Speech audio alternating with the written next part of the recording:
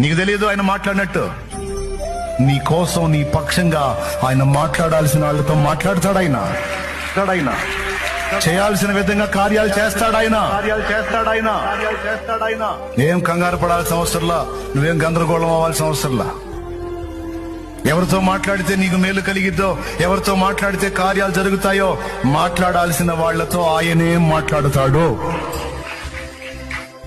దిగులు పడద్దో. విశ్వాసము గలదానవై ఆయన సన్నిధిని ప్రేమించు.